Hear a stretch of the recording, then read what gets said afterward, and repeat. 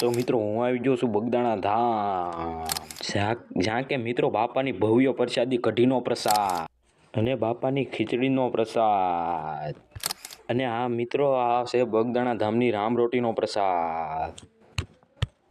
જ્યાં કે મિત્રો હું આવી ગયો છું ગુજરાતની સૌથી મોટી ભોજનશાળા, જ્યાં કે બગદાણા ધામની ભોજનશાળા. તો મિત્રો તમે જોઈ શકો છો.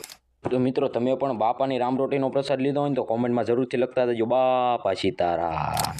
તો મિત્રો આ છે બાપાનો ભવ્ય ગાંઠિયાનો પ્રસાદ. તો મિત્રો આ છે ભવ્ય લોટનો કોઠારું અને મિત્રો આ છે બાપાનો ભવ્ય લાડવા ગાંઠિયાનો પ્રસાદ.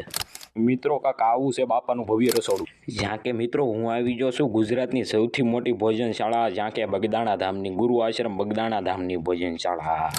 તો મિત્રો તમે જોઈ શકો છો આવડી છે કાંક બાપાની ભોજનશાળા.